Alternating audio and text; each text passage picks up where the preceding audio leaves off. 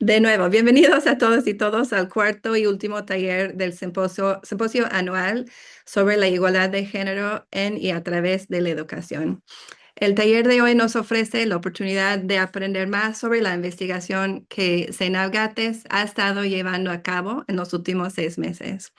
Yo soy Jennifer O'Donoghue, soy investigadora senior y directora adjunta del Centro para la Educación Universal de Brookings, y muchas gracias por tomar el tiempo para estar con nosotros el día de hoy.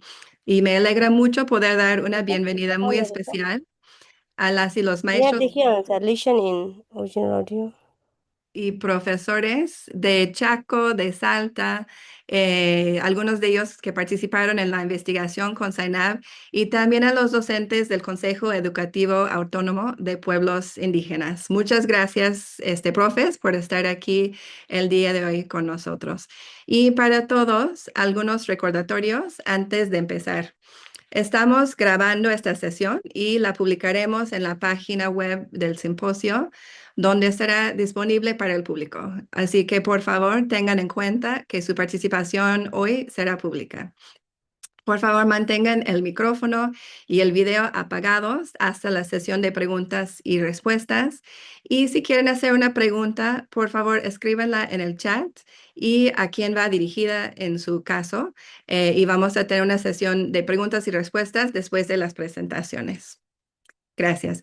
El objetivo de estos talleres es brindar un espacio para profundizar en la investigación de cada uno de las becarias globales Equidna de 2025.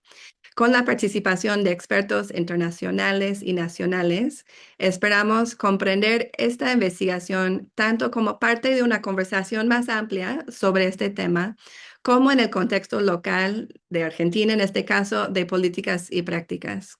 Además, brindaremos un espacio para que todos ustedes puedan conocerse, platicar, compartir sus experiencias y aprender unos de otros. El programa de Echidna Global Scholars comenzó en 2012 y busca fortalecer la capacidad de líderes locales para impulsar cambios basados en la evidencia en materia de igualdad de género en y a través de la educación en el sur global, así como a nivel global. Tras un riguroso proceso de selección, el programa comienza con una estancia de 6 meses en Brookings, y durante este periodo las Echidna Scholars realizan investigaciones individuales centradas en mejorar las oportunidades educativas y los resultados de vida de niñas, mujeres jóvenes, perdón, y personas de género no conformista o no binarias en el sur global. Además, fortalecen sus habilidades de liderazgo, sus estrategias para informar la política pública con base en la evidencia, adquieren conocimientos sustanciales sobre cuestiones de género y educación global, y amplían sus competencias y trayectorias de impacto. Al finalizar su estancia, las Echidna Scholars se incorporan a una red de exalumnos de Echidna. Muchos de esos exalumni están aquí el día de hoy, donde seguimos trabajando en colaboración para promover su influencia significativa, sostenida y colectiva a nivel local, regional y global.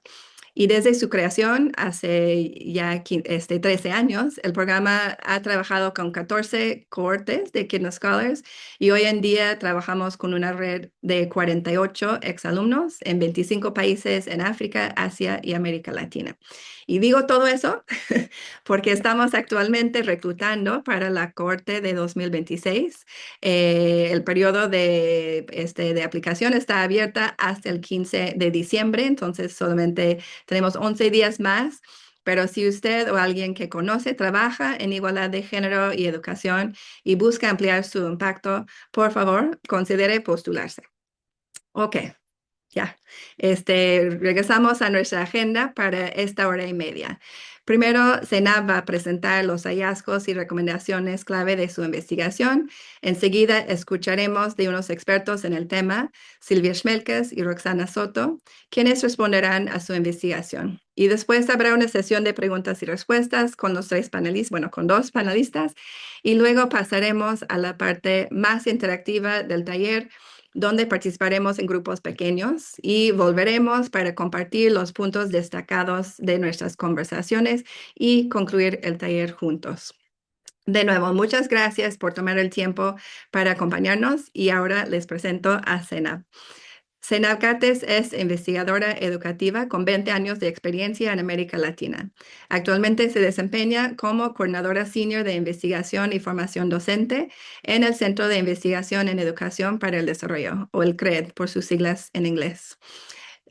Ahí, CENAV lidera un proyecto internacional de investigación, acción colaborativa sobre formación docente para la transformación.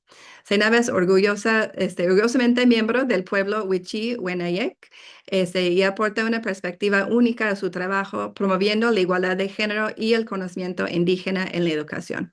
Tiene un doctorado en educación por la Universidad de California en San Diego. Bienvenida, CENAV, y over to you. Muchas gracias, Jen, por esta bienvenida y bienvenidos a todos los que están aquí. Los presento este taller de la invisibilización a las futuridades indígenas, centrando las voces de las maestras indígenas para transformar la educación. Al entrar a este espacio recibieron una pequeña encuesta, un poll, les pido que la respondan si sí o no, que me va a ayudar en la presentación. Soy Zainab Gates, durante 25 años, durante 20 años he trabajado con docentes en Chile, en Bolivia, Argentina, Estados Unidos, para entender cómo aprenden los niños y cómo aprendemos los docentes. Yo quiero empezar este espacio con el recuerdo trayendo aquí al recuerdo de mi abuela Petrona. Ella es una mujer wichí, era una mujer wichí que sabía curar, sembrar, tejer, reír y nutrir. Ella hablaba wichí y muy poco español y nunca se le fue dada la oportunidad de ir a la escuela o aprender a leer y escribir. Sin embargo, ella instiló en sus hijos, entre ellos mi madre, sueños de un futuro distinto. Esto le dio a mi mamá el valor de viajar a la capital, a Buenos Aires, para estudiar, pero tuvo que dejar atrás su familia, sus costumbres, lo que ella conocía, su idioma. Con el tiempo tuvo a sus hijas, yo, que junto con una generación de primos, hemos tenido mayores oportunidades para acceder a la educación, pero perdimos la lengua. Esta historia familiar, que es común en muchas familias de origen indígena, muestra la complicada relación de la educación con las comunidades indígenas. Hoy vamos a conocer un poco más sobre algunos problemas específicos en este contexto.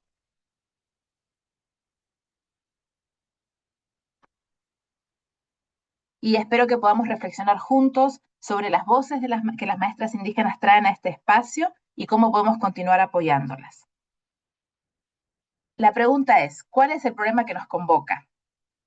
En Argentina han habido importantes avances en los últimos 30 años. Por ejemplo, desde el año 2011 hasta ahora se ha cuatriplicado el número de docentes indígenas, pasando de 1.000 a 4.000 en el sistema educativo argentino. Sin embargo, todavía 2 de cada 10 niños indígenas no recibe educación intercultural bilingüe que sea sensible a su cultura y a su idioma. Este problema podemos entenderlo mejor si conocemos el contexto de Argentina. Argentina ha construido una historia con la negación de su identidad indígena y su herencia. Es recientemente, en los últimos 20 años, en los últimos años que se ha recopilado información en el censo acerca de la autoidentificación étnica. Sabemos ahora que 1.300.000 personas, al menos en Argentina, se identifican como indígenas, que son el 3% de la población, pero más importante, representan 15 lenguas distintas. Este es un inmenso tesoro para la sociedad nacional en un país que tradicionalmente se concibió como monolingüe y monocultural. Estos avances en la comprensión de nuestra identidad se vieron reflejados también en el marco normativo, especialmente en la Constitución de 1994, que reconoció la preexistencia étnica de las comunidades indígenas, y la Ley de Educación del 2006, que creó esta modalidad de educación intercultural bilingüe, que básicamente requiere trabajar en la lengua del niño indígena, reconocer y valorar su cultura y respetar los derechos de las comunidades indígenas. Este nuevo espacio creó una oportunidad única que fue las carreras de formación docente, en la cual respondieron muchas personas. Se estima que un 60% de estas personas son mujeres indígenas. En la encuesta yo les preguntaba si ustedes en su educación primaria tuvieron la oportunidad de tener una maestra indígena y el 71% dijo que no. Entonces realmente hay una generación que nunca pudo ver a un indígena siendo educador. La generación que tenemos ahora es distinta y tiene esa oportunidad, pero esto es una conquista muy reciente. A estas maestras indígenas, a estos nuevos actores sociales, yo me dirigí para realizar la investigación. La pregunta de investigación es cuáles son las experiencias de las docentes indígenas en sus trayectorias educativas y cómo influyen estas experiencias, cómo contribuyen a la igualdad de género. Para esto, realicé una investigación cualitativa con algunas encuestas, con entrevistas de vida, a algunas personas que están presentes aquí, que agradezco mucho su tiempo, grupos focales con estudiantes y un taller participativo con referentes indígenas. Les voy a compartir ahora los hallazgos. Están organizados en las barreras de las docentes y en sus soportes o apoyos, y estructurados en una dimensión social, comunitaria e individual. Algunas de estas barreras son comunes para los investigadores o las personas que trabajan en esta área. Las primeras barreras que mencionan las docentes son barreras estructurales de profunda desigualdad, la distancia con la escuela, que se hace cada vez más difícil a medida que uno avanza, la falta de recursos para la ropa, para los zapatos, para los útiles escolares, para el transporte. Las docentes también me contaron que avanzar en su trayectoria educativa implicaba también enfrentar timidez, inseguridad, y una parte de esto tenía que ver con que los espacios públicos, la dirigencia y los espacios de viajes, representación, son todavía en los contextos indígenas también dominados por la presencia masculina. A nivel comunitario, las docentes mencionan que si bien tienen una percepción, hablé con docentes de comunidades Wichí, Com y Guaraní, tienen una percepción de una infancia bastante egalitaria, con igualdad, pero al indagar y recordar los juegos y las prácticas de la infancia, nos dimos cuenta que ya comienza a haber alguna separación por género, y especialmente la adolescencia implica para las niñas asumir mayores cargas del trabajo doméstico, que compite con la posibilidad de estudiar y continuar en la escuela. Además, se agrega la dificultad del embarazo temprano y precoz. Las niñas indígenas, las adolescentes entre 15 y 19 años, son el doblemente probable de ser madres, comparadas con las niñas y jóvenes de la misma edad no indígenas. A esto se agrega una problemática muy profunda, una preocupación constante por la seguridad física y por la violencia basada en género. Como algunos de ustedes pueden saber, las organizaciones de mujeres indígenas en el norte argentino en los últimos 15 años han nombrado una horrible práctica cultural denominada chineo, que es la violación, a veces grupal, de niñas indígenas por criollos, que ha permanecido impune por muchos años. Las maestras también comentan que cuando están en sus años de formación docente, se presentan algunas barreras lingüísticas. Para una generación anterior, estas barreras tenían mucho que ver con el dominio del español. Para la generación actual hay también desafíos con el dominio de la lengua indígena, pues se está hablando menos en algunos espacios, y con poder leer y escribir. Adicionalmente, están las actividades académicas, que cuando uno viene de una secundaria un poco débil, son desafíos muy grandes que a veces hacen a las personas abandonar sus estudios. Y finalmente, en la dimensión individual, no porque sea una responsabilidad individual, sino porque se vivencia hacia adentro, todas las docentes que yo entrevisté han mencionado múltiples instancias de discriminación en sus diferentes momentos, como niñas, como jóvenes, como estudiantes de docente, pero ahora también trabajando. La discriminación tiene una raíz profunda, que es el racismo, que es una creencia limitante en la capacidad y la inferioridad de los otros, que está también conectada con estos prejuicios de género, de que las mujeres sean menos capaces. Las docentes también cuentan que en la práctica, cuando hay docentes indígenas y criollos, suele haber una separación, tanto en interacción social, pero también en las decisiones pedagógicas y de la vida y la cultura de la escuela, que está conectada con este racismo. Sin embargo, una de las partes que más disfruté de las entrevistas y del análisis es poder identificar también los múltiples soportes que las docentes han encontrado en su trayectoria. Las docentes mencionan que hay una débil trama de políticas públicas, del cual ellas hacen uso en forma estratégica. Puede ser subsidio a transportes, la asignación universal de hijos, algunas becas modestas que combinadas les permiten sostenerse en su trayectoria. Durante sus años de estudio en la docencia, las docentes informan o reportan la importancia de estos espacios de afirmación cultural, la alegría de hablar la lengua, de cantar, de crear, de conocer las historias de los ancianos, de conversar. Y estos espacios llenan y reafirman la identidad. También mencionan la importancia de que el currículo tenga contenido decolonizador, tanto para dar voz a esta comprensión intuitiva que tienen todos los indígenas, que tenemos de que la sociedad está organizada en forma injusta y que hay que cambiarla, como también para proveerles contenido crítico para conocer, por ejemplo, la agencia y las luchas que han tenido las comunidades indígenas durante las décadas que han sido invisibilizadas. Y finalmente agradecen también la formación de mentorías y relaciones de colaboración con diferentes grupos étnicos, además del que uno pertenece. Finalmente, mencionan que el aliento y consejo que han recibido dentro de su contexto, de sus abuelos, la confianza de que van a poder estudiar y también la esperanza de un futuro distinto las ha sostenido. Y para mí una de las conversaciones más interesantes son aquellas referidas a las creencias culturales, a la dinámica entre mantener y cambiar. Mientras que el rol del maestro de educación intercultural bilingüe tiene que ver con mantener las prácticas culturales, también las comunidades indígenas están constantemente recreándose. Y hay un pequeño ejemplo que quiero compartir alrededor de las prácticas de menstruación.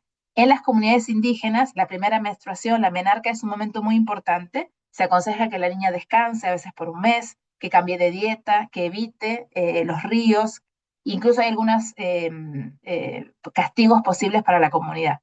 Las maestras me contaron que aunque ellas enseñan o recrean esas prácticas, están dejando de ser realizadas, en parte porque hay otros insumos culturales a los cuales las niñas están expuestas, pero también porque entra en conflicto con ir a la escuela todos los días. Pero al conversar más profundamente, lo que me llamó la atención es que en el corazón de esa práctica, de ese momento de la niña, hay un espacio de conversación con las abuelas, en las cuales ellas pueden pensar sobre su identidad, quiénes son, a quién pertenecen, a qué espacio pertenecen y sus responsabilidades para la vida adulta. Este tipo de conversaciones parece ser central a la práctica y podría ser un espacio en que las comunidades indígenas podamos pensar en cómo se recrean las prácticas y cómo protegemos a las niñas en su derecho a ir a la escuela, pero sin perder esa conexión con la identidad.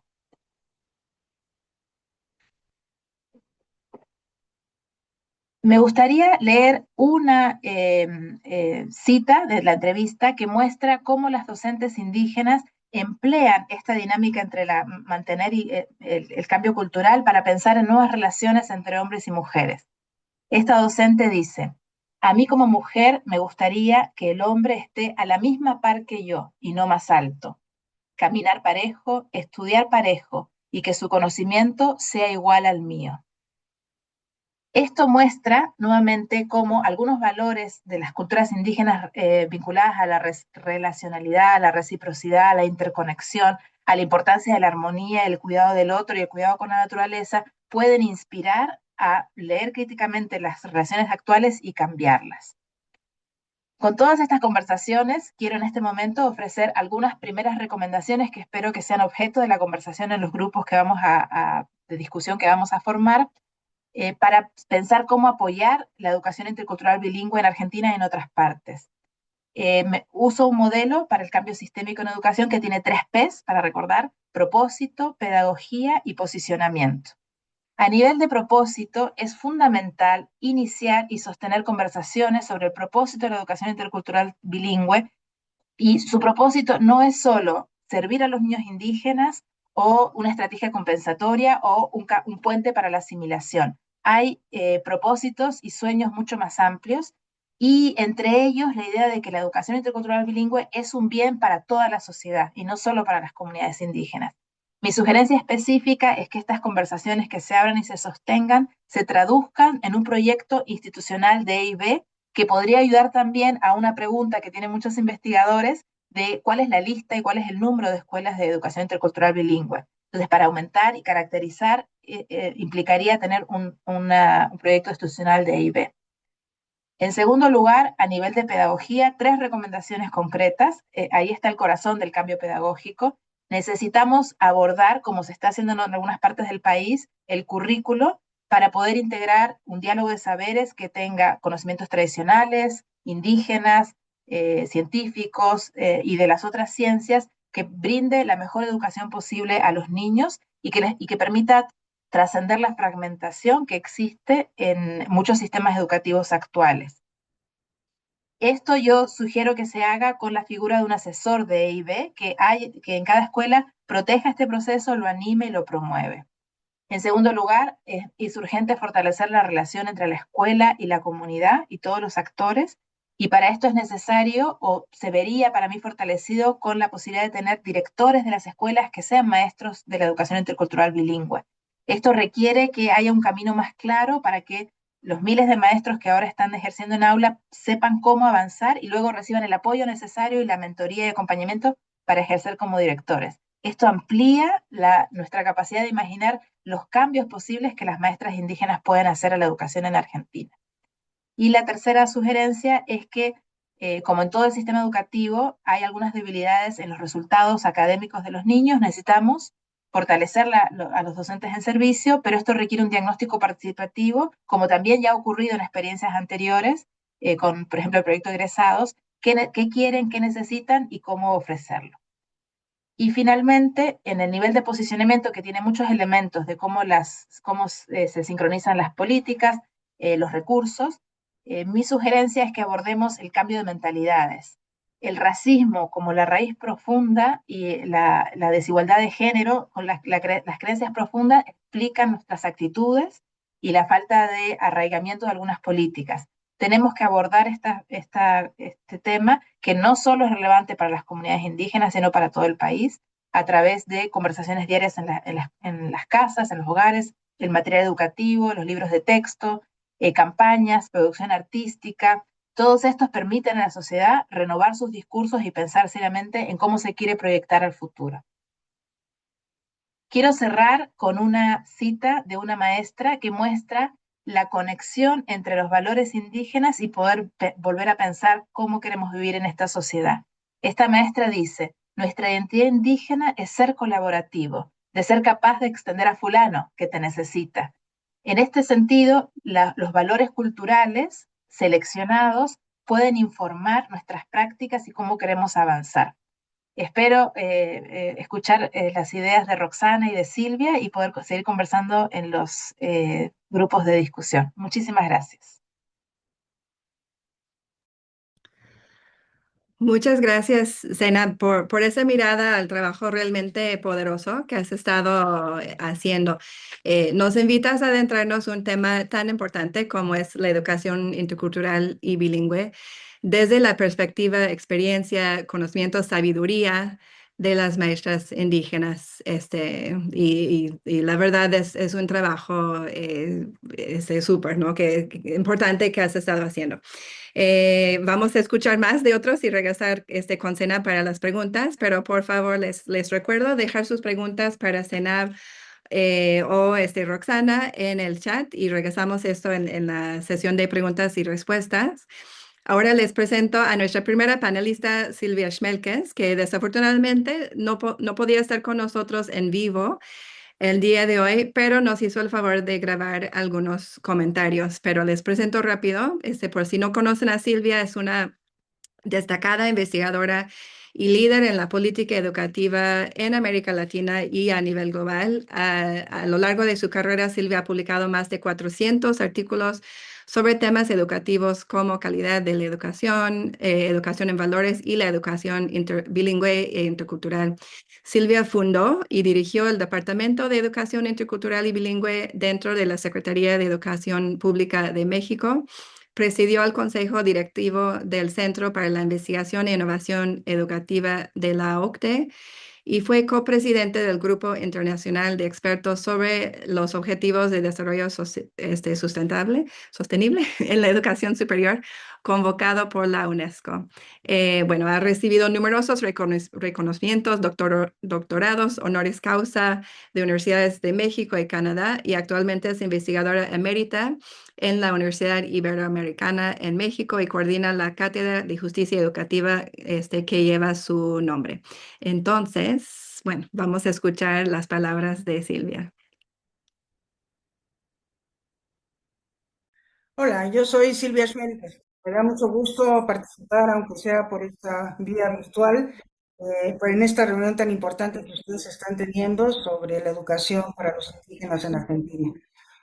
Quiero decir que me ha impresionado muy favorablemente lo que se está haciendo ahora con los indígenas en Argentina.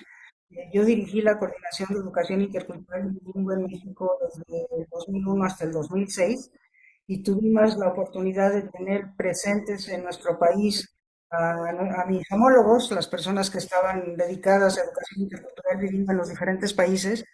Y en Argentina, pues el problema que se veía es que todavía no se reconocía que había indígenas. Era un movimiento más indígena que estaba tratando de hacerse visible, ¿no? Como se señala en la presentación, ¿no? Esta necesidad de una visibilización.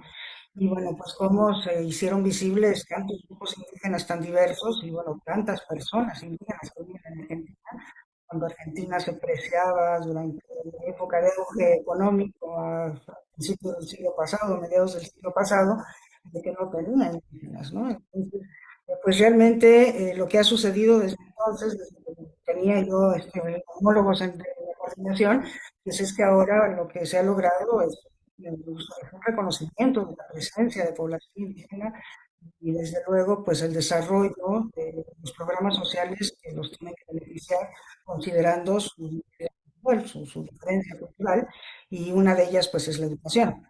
Desgraciadamente en nuestros países, pues durante muchísimo tiempo, y quizás todavía en muchos de los casos, pues atendimos educativamente a los indígenas mal, con baja calidad, con pobreza de oferta, con baja formación de personal docente que los atendía y lo más grave de todo es con falta de pertinencia cultural y lingüística y con un afán de asimilación a la cultura nacional, atendiendo, digamos, a este imaginario social de que el ser indígena era atraso, era el sinónimo de atraso, era un lastre para el desarrollo y que para los propios indígenas lo mejor era dejar de serlo y asimilarse a la cultura nacional. Creo que estamos en otro momento y creo que lo que está sucediendo en Argentina lo muestra.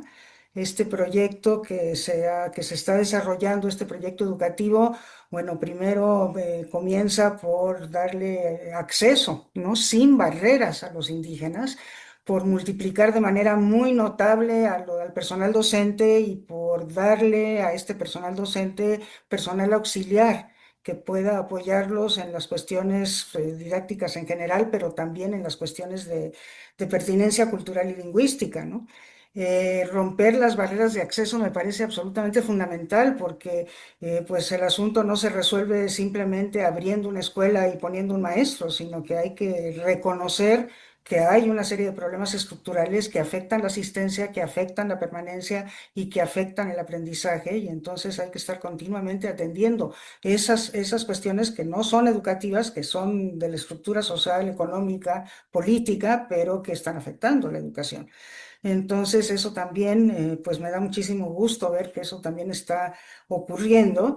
Y bueno, pues creo que se empieza justamente atendiendo a los indígenas a partir de fortalecer su autoestima y darles, tratar de lograr entre ellos el orgullo de su propia identidad, justamente para que no sientan esta necesidad de dejar de ser lo que son, que eso es un golpe terrible, es un golpe psicológico muy fuerte el decir lo que tú eres no sirve, entonces eso olvídalo, y más bien abraza una cultura que no es tuya, ¿no? Pero que solamente con eso, abrazando esa cultura, vas a poder pues vivir en esta sociedad. Eso fue el mensaje que se mandó durante todo el siglo pasado y todavía en algunos de nuestros países eso ocurre. Entonces, bueno, pues ahora esta necesidad de ir caminando hacia las tres justicias de las que nos habla Nancy Fraser, ¿verdad? O sea, por un lado, la justicia distributiva, tenemos que asegurar que el derecho a la educación se cumpla con las personas indígenas, ¿no? Con los niños y las niñas y los jóvenes indígenas, pero también la justicia de, bueno, desde luego de representación, es decir, que haya pues manera de tener mecanismos de participación y de escucha de cuáles son sus intereses, de cuáles son sus aspiraciones, de qué es lo que no les gusta del sistema educativo, de qué es lo que les gustaría que la escuela hiciera. Esa escucha, ese diálogo, esos mecanismos de participación son absolutamente fundamentales, las consultas, pero las consultas profundas, las consultas que respeten sus formas de tomar decisiones, ¿no? Y por otro lado, pues la justicia de reconocimiento, que pues, en el caso de los indígenas es la más importante, reconocer que su cultura es válida y también reconocer que tienen saberes y también reconocer que tienen sus propias epistemologías, no solamente conocimientos, sino también formas de conocer diferentes, y que esas, cuando entran en diálogo con las que ahora se consideran universales, pues entonces permite que salgan enriquecidas las dos partes, ¿no? Entonces, me da muchísimo gusto que este proceso esté ocurriendo y la verdad que lo felicito. No dejo de comentar que también es muy importante trabajar la educación intercultural con toda la población, porque tenemos una población todavía sumamente racista, un racismo no reconocido y que por lo mismo es muy difícil de combatir porque no se reconoce como tal, pero me parece sumamente importante que en la población que pertenece a la cultura dominante, pues haya un proceso de conocimiento de la diversidad y después de respeto a esa diversidad para llegar al aprecio del otro diferente que justamente por ser diferente me puede enriquecer. Entonces, eso yo creo que es algo que tiene que complementar una educación cultural, lingüísticamente pertinente, con enfoque de género que me parece fantástico, porque efectivamente, pues eso es algo que ha estado ausente de la educación indígena tradicional en nuestros países y ha perjudicado a las niñas y a las jóvenes, ¿no? O sea, educativamente en las zonas indígenas, no así en las otras zonas, pero en las zonas indígenas todavía hay una diferencia en acceso, en permanencia y en rendimiento entre niños y niñas, varones y mujeres, porque no ha habido un enfoque de género y eso también lo celebro mucho. Entonces, bueno, pues a la distancia yo quiero saludarlos y desearles una reunión sumamente productiva y sobre todo, pues muchísimo éxito en este proyecto educativo, que siga creciendo, que siga floreciendo y que pues nos siga enseñando a todos, dando un testimonio de lo que se puede lograr partiendo prácticamente de cero. Muchísimas gracias. Bueno, muchas gracias, Silvia, en ausencia. Ahora me gustaría invitar a nuestra segunda panelista, Roxana Soto, a unirse a nosotros en pantalla. Roxana es profesora en matemática y hola Roxana. Roxana es profesora en matemática y astronomía del Instituto Nacional Superior del Profesorado Joaquín B. González y licenciada en Ciencias Políticas de la Universidad de Buenos Aires. Especialista en investigación educativa, en dirección y administración escolar y en educación intercultural bilingüe. Por 2 décadas, Roxana ha formado parte del equipo técnico de la modalidad de educación intercultural bilingüe del Ministerio de Educación Nacional en Argentina. Coordinó y participó en las comisiones redactores de la Ley de Educación Nacional 26.206, capítulo MEIB, y la formación del Consejo Educativo Autónomo de Pueblos Indígenas, CEAPI. Roxana pertenece al pueblo Diaguita Calchaquí. Bienvenida de nuevo, Roxana, y muchas gracias por estar aquí con nosotros el día de hoy. Esperamos aprender de tu experiencia y profundo conocimiento del contexto y de las políticas de la implementación de la educación intercultural y bilingüe en Argentina. Y acabamos de escuchar en el video de Silvia cómo la investigación de CENAP se integra en esa trayectoria, ¿no?, que ha tenido la educación intercultural y bilingüe en Argentina, en América Latina. Pero tú podrías ayudarnos a comprender cómo su propuesta encaja en el contexto local de Argentina. Buenos días a todas, a todas. Ante todo, quiero agradecer profundamente la invitación de CEINAP a esta presentación y al trabajo que acaba de presentar. Quiero hacer 2 aclaraciones para empezar. La primera es que no estoy aquí institucionalmente en representación de la modalidad de educación intercultural bilingüe, sino que, como comentaban, a partir de la experiencia adquirida en la administración pública, en las políticas estatales, voy a hacer como diría Kant, uso público de la razón. Voy a ejercer ese derecho que tenemos todos de razonar, de analizar y debatir el sentido de las políticas públicas. Y lo segundo que quiero decir a partir de la escucha atenta de la presentación de Zainab es que eh, no ha sido una exposición académica de una investigación solamente, sino que ha sido una invitación a mirar de frente las tensiones, los logros y los desafíos que atraviesan las maestras indígenas en Argentina, en particular, y la educación intercultural bilingüe en general en nuestro país. Bueno, haciendo estas dos aclaraciones, ahora sí, lo que hice fue tomar o enfocarme en 4 conceptos que Zainab mencionó en esta exposición para comentar y contextualizar un poco desde la mirada nacional y federal, desde la modalidad de educación intercultural bilingüe y algunos análisis. Comentaba como parte nos compartió un dato como parte de los problemas y expresó datos cuantitativos: 2 de cada 10 niños y jóvenes indígenas no participan de escuelas de IB, no están insertos, no son estudiantes de escuelas de modalidad de educación intercultural bilingüe.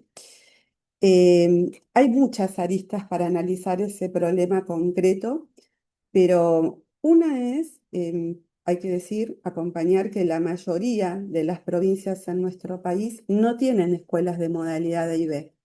Hay incluso regiones geográficas completas que no tienen una sola escuela de modalidad IB, por ejemplo, la región de Centro y la región de Cuyo. Y dentro de lo que es nuestro NOA, nuestro norte, la mayoría de las provincias tampoco tienen escuelas de modalidad IB, caso de Santiago del Estero, Catamarca, Tucumán. Entonces, ahí hay un tema que tiene que ver con la decisión y la definición política educativa de las provincias, de los ministerios de educación, de la creación de estas escuelas y también se conjuga con una demanda sostenida de las familias, de las comunidades y de las organizaciones indígenas para que existan estas escuelas en los territorios. Y otra arista, no menos importante, con este dato que nos presenta Zainab, tiene que ver con la identificación de los estudiantes indígenas en la escuela. Nos parece que este dato es importantísimo, tanto a nivel provincial y nacional, porque de alguna manera define políticas de educación intercultural bilingüe. ¿Cuántos son y dónde están estos estudiantes que pertenecen a un pueblo indígena y o hablan una lengua indígena? Hay un instrumento que se implementa desde 1996 a nivel nacional, que es conocido en todas las escuelas como el relevamiento anual. Como ustedes saben y presentaba Zainab, la modalidad recién inicia en el año 2006 y nosotros pedimos en 2007 a la Dirección de Información Estadística Educativa que incorpore muchas variables. Quedaron 2. Una es la cantidad de niños y jóvenes pertenecientes a pueblos indígenas y otra variable es la cantidad de docentes auxiliares indígenas. En los años siguientes incorporamos también un documento de orientación que tiene que ver con esto que decía Silvia y Zainab, ¿no? Quienes relevan esa información son equipos directivos, en el mejor de los casos, otras veces otras figuras de las escuelas.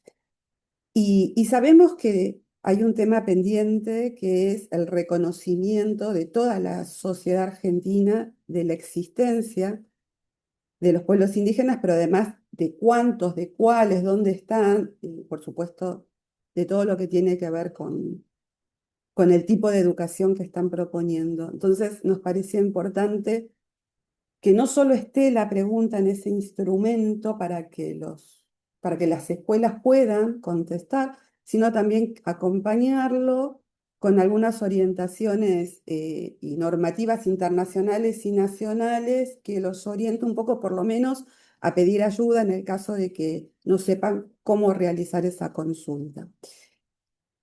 Lo que hay para decir es que aún hoy hay una subdeclaración muy importante de esta matrícula indígena y que deducimos que eso lleva o impacta en las políticas educativas en cada una de las provincias y a nivel nacional. Decíamos que entonces me parece que esa es una arista para analizar de por qué es tan poco el porcentaje de estudiantes que tenemos que estén insertos en estas escuelas. Comentaba Zainab sobre las barreras que hay en la trayectoria educativa. En este caso se había centrado más en las docentes mujeres indígenas. Y entre esas barreras mencionó los desafíos académicos, ¿no? Centrando en las dificultades que conlleva. Y yo acá quiero relacionar, no sé si estoy forzando un poco, pero un concepto del que hablamos muy poco y trabajamos muy poco en la IB nacional y en las provincias, siempre que dialogamos con los coordinadores de las modalidades de IB del país. Este concepto es el de evaluación. En dos sentidos. Por un lado, la evaluación áulica que llevamos adelante los que somos docentes en función de competencias adquiridas, que puede ser de alfabetización inicial, de comprensión lectora, de resolución de problemas, etcétera, en las escuelas de modalidad de IB. Entonces estamos hablando del porcentaje menor de provincias que tienen una trayectoria inmensa, sobre todo en el NEA, Chaco, Misiones, Formosa, Santa Fe, Corrientes. ¿Cómo podemos dialogar y pensar esta nueva, por ahí, forma de evaluar que la IB viene a proponer y tal vez a enriquecer las otras evaluaciones que se hacen en todas las escuelas comunes? Y por otro lado, un tipo de evaluación mucho más general y amplia que los llamamos operativos nacionales de evaluación, como seguramente conocen, el Aprender, que se hace todos los años, pero es una evaluación homogénea. Es una evaluación que se aplica de la misma manera y con un solo marco cultural, monocultural, en todas las escuelas y a partir del cual se producen informes donde los estudiantes indígenas dan en matemática, en ciencias sociales, en lengua, por debajo de la media en términos de los conocimientos. Me parece que tal vez repensar o empezar a pensar el tema de la evaluación desde la educación, desde esa perspectiva que tenemos los que hacemos educación intercultural bilingüe, podría sumar a por lo menos entender los reclamos o los cuestionamientos que los jóvenes indígenas nos hacen cuando ingresan a la universidad, a los institutos de formación docentes, ¿no? Y ellos mismos, estos estudiantes, son los que evalúan la calidad de lo aprendido en los niveles anteriores, en el nivel primario y en el nivel secundario principalmente. Bien, otro de los conceptos que mencionaba Zainab como soporte para las trayectorias educativas, importantísimos, habló de mentorías y relaciones, bueno, y también de aliento y consejo, ¿no? De verdad que todavía hay una cantidad muy pequeña de estudiantes que ingresan y se sostienen en la educación superior, no universitaria y universitario, y la soledad, el aislamiento que sienten, más allá del traslado, el desarraigo, los mismos estudiantes indígenas que están en zonas urbanas muy grandes, como puede ser Córdoba, Ciudad de Buenos Aires, provincia de Buenos Aires y otras provincias, es importantísimo contar mínimamente con este sistema de red de relaciones y mentorías. Y acá quiero rescatar un trabajo importante que ha hecho el CEAPI, el Consejo Educativo Autónomo de Pueblos Indígenas, que adoptaron una tarea que tiene que ver de cumplir ese rol. Por ejemplo, mencionaba Zainab las becas, que hay específicas para estudiantes indígenas en el nivel secundario y en los institutos de formación docente, no solamente de revisar y colaborar con el completamiento de los formularios y toda la parte más burocrática, sino de acompañar y fortalecer el proceso de estos estudiantes a través de ateneos.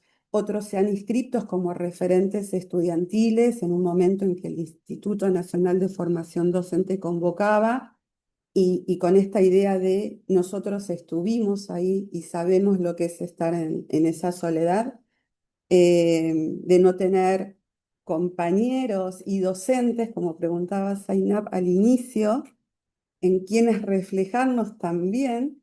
Ese rol para mí ha sido, desde nuestra mirada, importantísimo, y me parece que en este momento no estaba sucediendo el rol de estos referentes estudiantiles, importante a retomar. Y para finalizar, en las recomendaciones que Zainab eh, nos invita a reflexionar, menciona la figura de asesor de IB, y aquí hubo una propuesta de algunos miembros del CEAPI de generar una figura que fuese referente de IB, pero no solamente en las escuelas de modalidad, sino en todas las escuelas del país, que pudiera estar presente cada vez que alguna política de la modalidad intenta llegar a todas las escuelas, por ejemplo, en distribución de materiales didácticos, materiales de libros,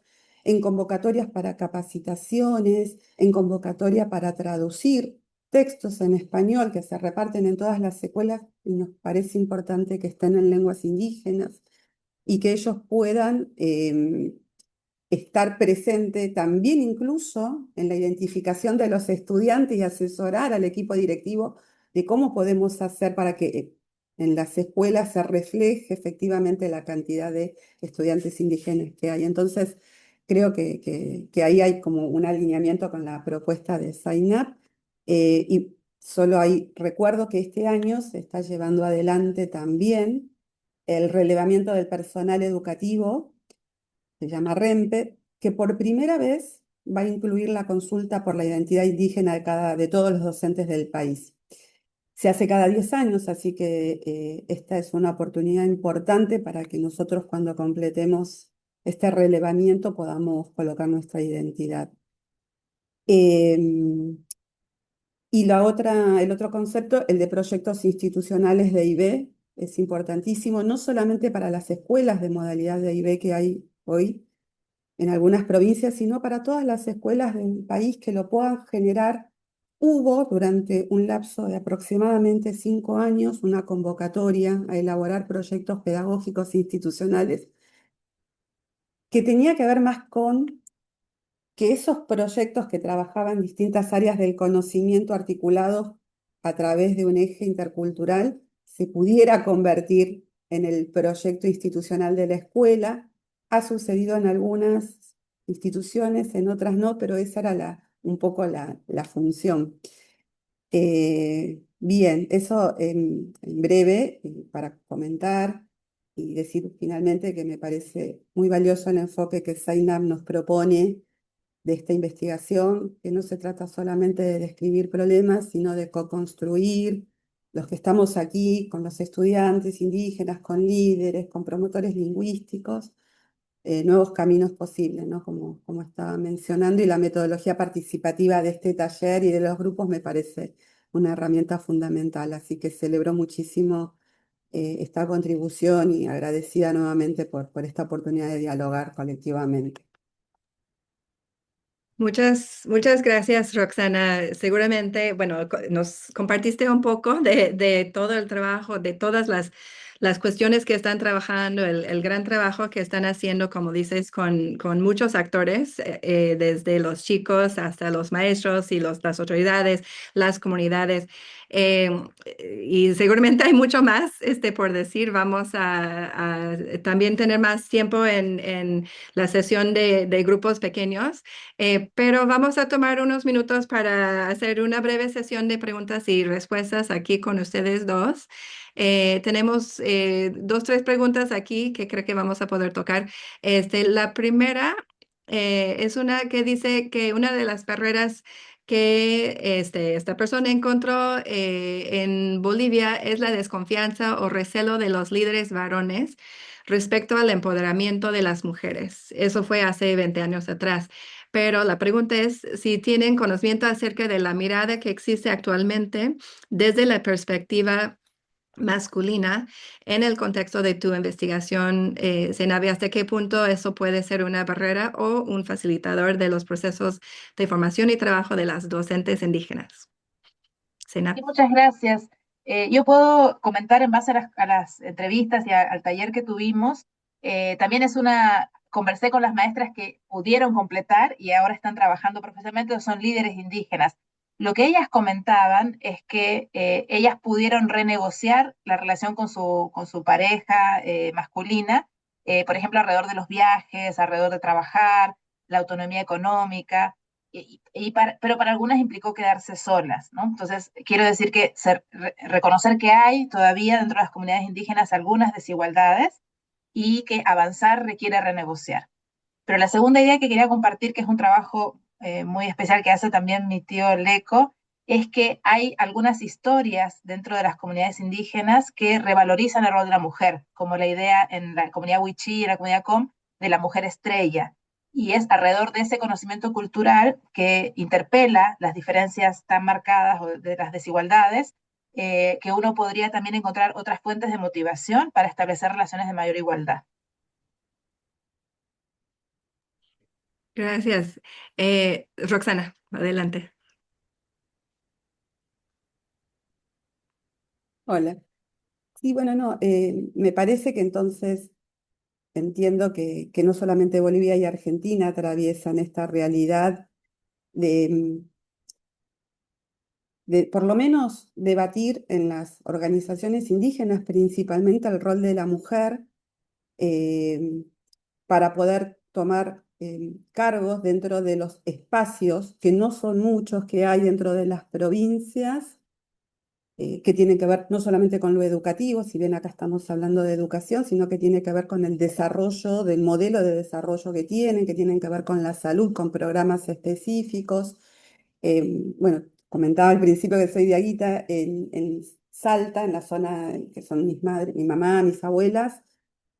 Fue una lucha permanente que tuvimos las mujeres en su momento, eh, no solamente que tiene que ver con el ingreso, con la posibilidad de ingresar a la escuela en la misma sintonía que nuestros hermanos varones o que nuestros primos varones para cumplir un rol en el hogar, sobre todo mi madre y mi abuela, en mi caso ella fue diferente, al igual que Zainab, mi familia se trasladó a una ciudad, pero considero más que nada, porque he viajado a veces por Bolivia, que va a tener que ver con un proceso importante donde la escuela tiene mucho para decir. Creo que a partir de políticas de IB, que fomenten mucho más el diálogo y esta perspectiva de la mujer, me parece que sería desde la escuela un lugar ideal para empezar a trabajar, desde el nivel inicial inclusive, ¿no? A ver si a partir de eso podemos encontrar alguna solución. Sí, muchas gracias. Creo que tenemos tiempo para una pregunta más. Hay una aquí que dice que, Sena, mencionaste la separación que puede existir entre docentes indígenas y mestizos o criollos en el caso de Argentina. Aparte de enfocarnos en los mindsets como comunidades, ¿qué se puede hacer para poder promover una cultura escolar más unida e intercultural? Muchas gracias. Yo creo que habría tres trabajos. El tema del cambio de mentalidades y abordar las creencias detrás del racismo requiere trabajos explícitos de nuevos discursos que puedan iluminar cómo seguir. No podemos dejarlo. Pero hay un trabajo muy fuerte de establecer culturas participativas en las escuelas para la toma de decisiones Tenemos un problema en Argentina con la violencia en las escuelas y con la discriminación. La prueba Aprender dice que 1/3 de los niños sufre violencia y discriminación. Entonces es un problema generalizado que tenemos que trabajar. Entonces estos espacios participativos donde se promuevan ciertas normas de convivencia y respeto. Y la tercera idea es los liderazgos compartidos. Entonces, necesitamos, como se mencionó, que se visualice que tanto el apoyo para las mujeres que puedan acceder a ser maestras, pero también a las otras carreras universitarias, también implica que hay que acompañar el ingreso al mercado laboral y las posibilidades de dirigencia y de liderazgo formal y no formal, que requieren cierto acompañamiento y mentoría, que podría ser a través de redes, que es una de las cosas que estamos explorando mucho en esta experiencia de la pasantía, la fuerza de las redes para pasar conocimientos y apoyarse. Súper, muchas gracias. Creo que sí tenemos tiempo para una más, me dicen mi equipo. Entonces, eso de Vahid, ¿qué dice? Hace falta desarrollar más instituciones dedicadas a la formación docente en EIB, perdón. ¿Qué forma podrían tomar dichas instituciones? Muy interesante. Yo creo que hay que pensar, hay que permitir que estas instituciones, algunas que existen y que son muy fuertes, que tengan un componente de reflexión sobre la práctica con más apoyo. El personal docente está ocupado en dar clases, toma todo el tiempo y idealmente tiene que tener un componente de investigación. Muchas veces hay investigaciones externas que vienen, que tienen es muy valiosa esa colaboración, pero yo creo que no sabemos exactamente cómo sería una institución de calidad de la AIB de mayor calidad de lo que conocemos ahora, y eso es un proceso de reflexión, es una agenda de aprendizaje que debe ser acompañada con personas y grupos colaborativos. Y eso yo quiero agradecer mucho a algunas personas acá presentes que son investigadores, que han colaborado por muchos años, y esas colaboraciones han dado unos frutos muy interesantes y hay que profundizar ese trabajo. Super, Roxana, tenemos 30 segundos. Otra cosa que te gustaría agregar a eso de si hay que desarrollar más instituciones dedicadas a formación docente en EIB en Creo que Argentina. en paralelo no solamente hay que generar nuevas instituciones de formación docente en EIB, hay un faltante muy grande para el nivel secundario. Las que tenemos en nuestro país están principalmente em, pensadas para la educación inicial y para la educación primaria y muy poco para la educación secundaria. Pero en paralelo, yo creo que lo que tiene que suceder es por lo menos debatir la caja curricular de todos los institutos de formación docentes del país, porque todo docente que se reciben en la mayoría de los institutos que no son de IB, seguramente van a trabajar en escuelas con matrícula indígena y no tienen las herramientas. Yo creo que, ¿por qué se crean? ¿No? Es una buena pregunta. ¿Por qué hay que crear institutos de formación docentes en EIB? Justamente porque la mirada que tiene la caja curricular de los institutos de formación docente no trabajan en la medida con la diversidad étnica, cultural y lingüística. Entonces, no es un parche, es una demanda que han tenido las organizaciones sociales, indígenas y las familias. Y por otro lado, un ojo también. Ojo que quienes egresan de los institutos de formación docentes con orientación en EIB no sientan que o no les permitan en las provincias que solo deban trabajar en escuelas, en escuelas de modalidad y bien, no, hasta lo dije bien, y que no puedan trabajar en otras escuelas, porque eso sería achicar también la decisión de ser docente, y si me mudo a cualquier otro lugar donde no hay, como decían, a cualquier otra región que no hay escuelas, no es válido el título. Entonces es como que hay que conversar bastante sobre cómo serían si avanzamos en más institutos de formación docentes interculturales. Sí, sí, muchas gracias de nuevo a ustedes dos por darnos tanto contenido, tanto aprendizaje, tanto por pensar. Ahorita vamos a tener tiempo todos para platicar un poco de todo lo que hemos escuchado el día de hoy. Vamos a ir a trabajar en salas de grupos. Vamos a tener grupos en dos idiomas. Entonces, algunos grupos van a estar en inglés y otros en español. Van a poner las instrucciones aquí en el chat, pero entiendo que las salas van a decir, sí, español o inglés, y tú puedes elegir la sala del idioma de tu elección. Después puede ser que vamos a tener que moverte a otro grupo del mismo idioma, solo para mantener los grupos equilibrados, pero ahorita debe ya aparecer, bueno, en la parte de abajo que dice salas para grupos, puedes seleccionar un grupo en inglés o un grupo en español y nos veremos en los grupos.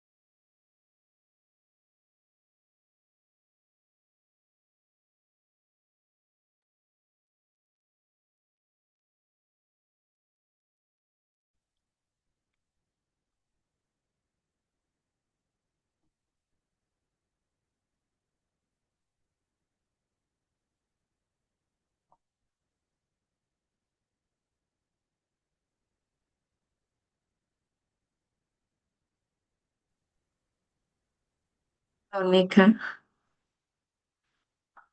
Sí, sí.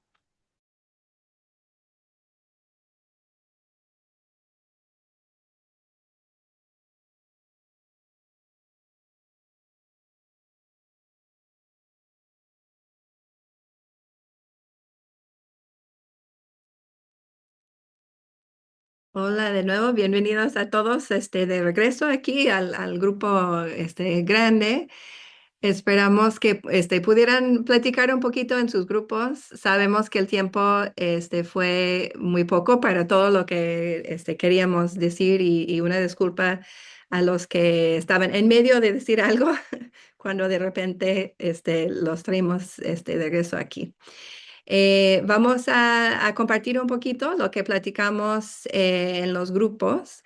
Yo voy a cambiar el orden porque han escuchado mucho a mi voz y mi grupo era el grupo uno. Entonces no quiero empezar conmigo, entonces voy a cambiar con el grupo 2, empezar con el grupo 2.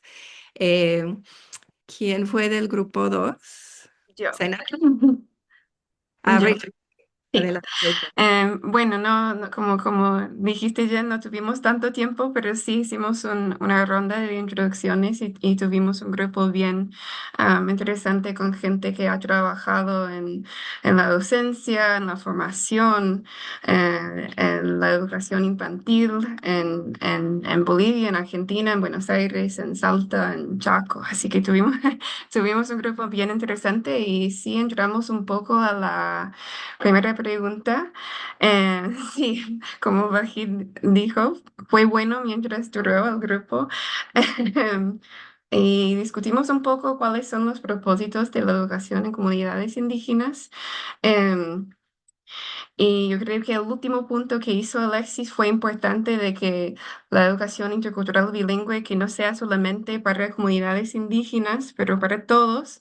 Em, y también mencionamos el propósito de entender más la diversidad, las comunidades, los idiomas que hay. En Argentina, como mencionó Zeynep, que hay 15 idiomas de las comunidades.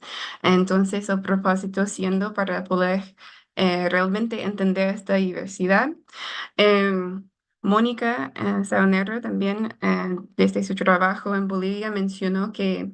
em, que algunas veces hay una expectativa de que la escuela bilingüe ofrezca la lengua, la cultura que está ofreciendo este tipo de aprendizaje.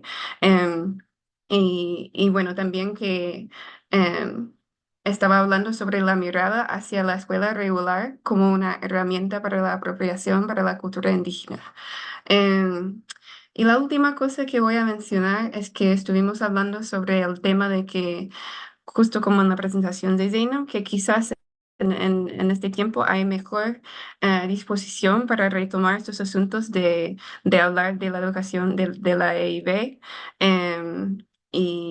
y hablar un poco más sobre cómo podemos fortalecer la formación de docentes y el aprendizaje en las escuelas. Así que espero que he resumido un poco de lo que hablamos, y que podemos hablar un poco más con gente después de la sesión.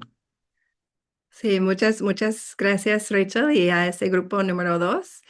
Vamos a pasar al grupo 3, que creo que fue, perdón, 3 es Zainab. Zainab y Susana. Sí, Susana va a compartir. Susana va a compartir, perfecto. Bienvenida, Susana. Adelante. Gracias. Sí, en el mismo sentido, fue breve, pero interesante. Habían participantes de Guatemala, Argentina, México, España, trabajando en India, Ecuador, ¿no? Y un poco lo que se comentó desde Ecuador, por ejemplo, es que hace tiempo que existen centros de educación intercultural bilingüe, pero que se perciben más como parte del otro sistema y en desventaja, ¿no? Como se lo percibe como de menor calidad por la población, ¿no? Y de hecho suelen enviar estudiantes que no ingresan a otros centros a estos centros, ¿no? Pero también eso ayuda a que haya una interacción entre niños de diferentes lugares, ¿no? Que es algo favorecedor. Después desde Argentina comentaron desde Salta que si bien desde el 2016 están egresando maestros preparados para la educación primaria, es muy reciente que surgen algunas orientaciones para la incorporación de contenidos en las escuelas y no en relación a todos los pueblos y culturas, sino algunas específicas, y que estas se perciben solo como orientaciones para el diseño curricular, ¿no? También uno de los docentes compartía el desafío de los cargos. Él es suplente, pero no tiene un cargo, ¿no? Y pareciera que este es un desafío, como poder tener la garantía de acceder a un cargo docente más permanente, ¿no? En las escuelas. Y finalmente, una de las participantes compartía que si bien la educación intercultural bilingüe promueve la colaboración, la interacción, es necesario reconocer las asimetrías y los espacios y relaciones de poder que existen. Eso. Perfecto, muchas gracias, Susana. Voy a compartir un poco del grupo 1 para que nuestra traductora no tenga que cambiar demasiadas veces del español al inglés y de regreso. En nuestro grupo hablamos principalmente de la primera pregunta sobre el propósito, y nuestra conversación se trataba qué parece ser el propósito actual, o cómo se vive la escuela actual, y qué debe ser o qué podría ser, o qué queremos que sea el propósito de la educación en comunidades indígenas. Y yo creo que mucho de lo que dijeron los otros grupos, el propósito actual parece ser, bueno, poco claro para empezar, pero también es casi perder un poco lo que es o lo que son las tradiciones, los costumbres, la lengua, etcétera, porque estar en la escuela en muchos casos significa romper con todo eso que se vive fuera de la escuela, hablar en castellano, aprender todos los símbolos de la patria y cosas así, o incluso tener que salir de tu contexto para ir a una escuela en otra parte para tener continuidad en la escuela. Y también de qué podría ser, hablamos de cómo podría ser una educación que trata de recuperar dignidad, de rescatar tradiciones, costumbres, leyes, lengua, que regresa a las personas jóvenes sus raíces desde las comunidades.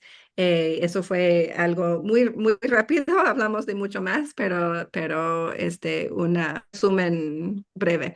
Y ahorita pasamos al grupo 4, que fue un grupo en inglés, y voy a invitar a Samaya a compartir.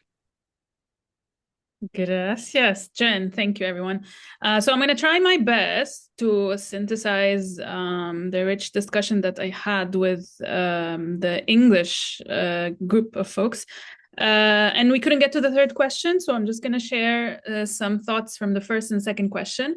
So the purpose of education in Indigenous contexts is, or should be, one, nurturing cultural identity and Indigenous ways of being, by connecting learners to land, preserving their culture, and strengthening intergenerational relationships.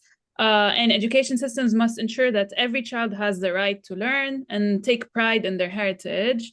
There's a need to recognize Indigenous knowledge, valuing the norms, the skills, and worldviews that formal schooling overlooks or suppresses in the case of Indigenous communities. And there's this idea of universal education, right? So inclusive participation of all communities and groups of people benefits everyone. So when all students are included and represented, all of society gains from the diversity of insights and contributions. And for the second question, my group thought that Indigenous culture and knowledge can play a powerful role in supporting gender equality in girls' education. Zainab gave the example of, menstruation rights, right? So there's a need to honor those practices that affirm girls' well-being, and there's a need to include time for learning within family, which rigid school structures do not include. And lastly, there's this idea of, bringing in community-centered Indigenous values that encourage collective thriving, and that could lead to the creation of educational environments where girls are more fully supported. So thank you so much. Back to you, Jen.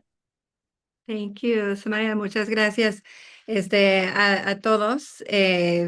De nuevo, fue poco tiempo para la riqueza de la discusión que necesitamos tener, entonces esperamos que esto sea solamente una primera vez que estemos juntos en estas conversaciones, y ustedes seguramente ya llevan mucho tiempo en estas conversaciones. Zainab, te paso la palabra para dar unos últimos comentarios, reflexiones, por favor. Muchas gracias. Yo voy a dar la palabra, voy a dar mi espacio para Mirta Medrock. Ella está viniendo de la Junta de Clasificación de Educación Intercultural en el Chaco, así que Mirta, te dejo este espacio.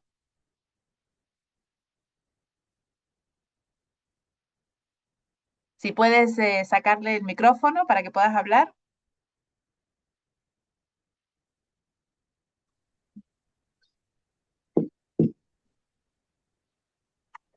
Ahí te vemos, Mirta, adelante.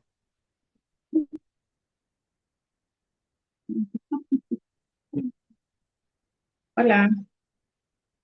Bien. Bueno, soy Mendro Mirta, de lengua intercultural y indígena de la provincia del Chaco. La Junta de Clasificación por Niveles para la Educación Bilingüe Intercultural e Indígena está constituida por 4 miembros titulares. El profesor Maxi M, que representa a los docentes del pueblo Mutobís, la profesora Emilia González, que representa a los docentes de Pueblo Com, y la profesora Evelina Mendoza, que representa a los docentes del Pueblo de Chile.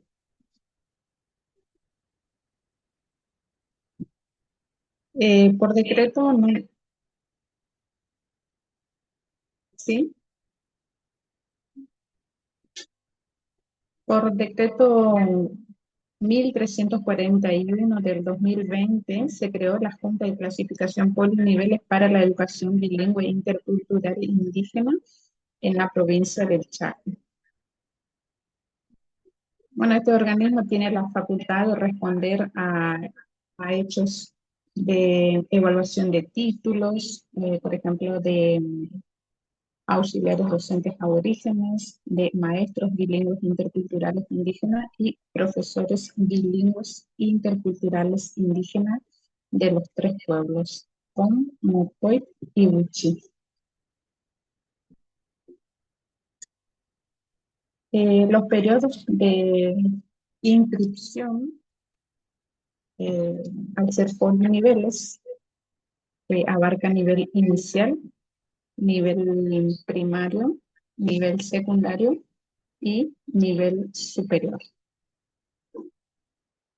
El periodo B para el nivel inicial y nivel primario, a la inscripción correspondiente para este nivel, inicia el 15 de marzo al 15 de abril de cada año. Para el nivel secundario y nivel superior, desde el 1 al 15 de abril de cada año.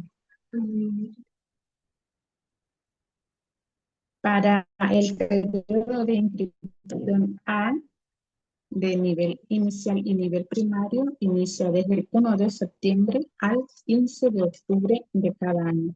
Para nivel secundario y nivel superior, desde el 1 al 30 de junio de cada año.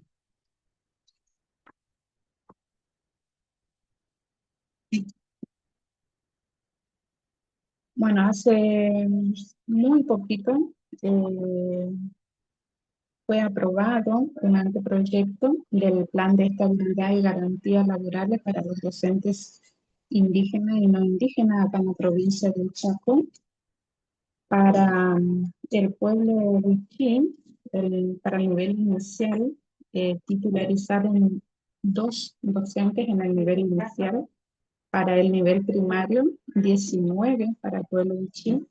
Para el nivel secundario titularizaron 3 docentes y para el nivel superior 7 docentes. Un total de 31 docentes para el pueblo Wichí.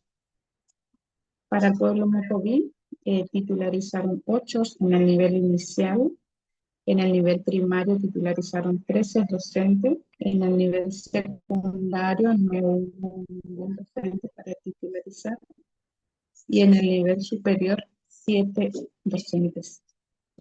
Para el pueblo Com, titularizaron 19 docentes en el nivel inicial, 76 para el nivel primario, ninguno para el nivel secundario y 3 docentes para el nivel superior. Un total de 98 docentes para el pueblo Com. Así que estos son datos muy significativos e importantes para los docentes de los tres pueblos de la provincia de Chaco, porque han titularizado 155 docentes en total para los tres pueblos. Muchísimas gracias, Mirta.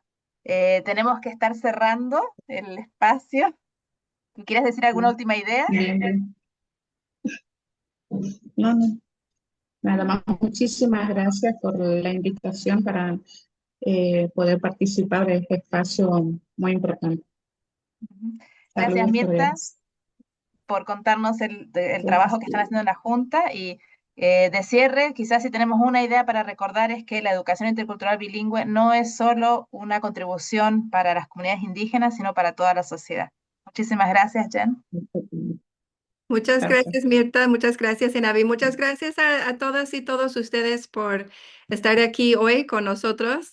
Con esto concluimos el simposio anual sobre la igualdad de género en y a través de la educación con este tema tan importante, y también me agrada mucho que lo hacemos hablando en español y hablando de América Latina, porque como puse en el chat, estamos buscando, bueno, estamos aceptando postulaciones para el próximo ciclo de nuestro programa, y siempre estamos buscando más participación desde América Latina. Entonces, por favor, ayúdenos a correr la voz.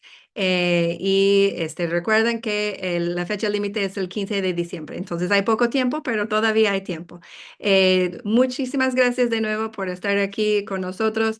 De nuevo, un agradecimiento especial a las y los maestros que se unieron hoy, y esperamos verles a todos pronto, y es un gusto compartir con ustedes este camino para avanzar los derechos de todas las niñas, niños y jóvenes. Muchas gracias.